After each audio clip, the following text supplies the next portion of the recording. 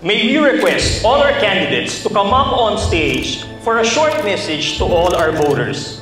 Unahin na po natin ang ating incumbent mayor, ni Roberto Guerrero.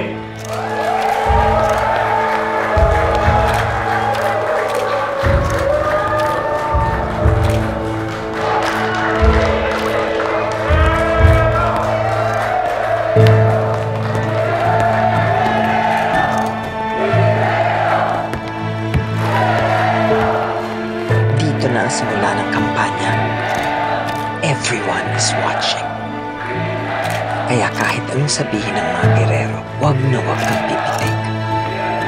Sa politika, talo ang pikon.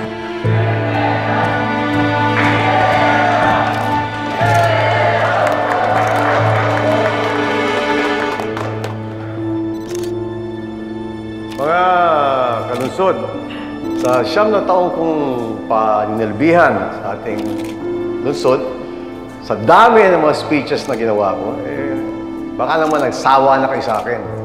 Kaya masasabi ko lang, hindi pwes na bababa ko bilang mayor at magbabago na ang kalidad ng aking serbisyo. Hindi po ganun yun. Magpapatuloy po ang serbisyo Guerrero at aking mga inumpisahan na mga proyekto na nakatulong sa ating mamamayan, ipagpapatuloy po yan ng ating susunod na alkalde. Yan po ang aking anak na si Miguelito Guerrero.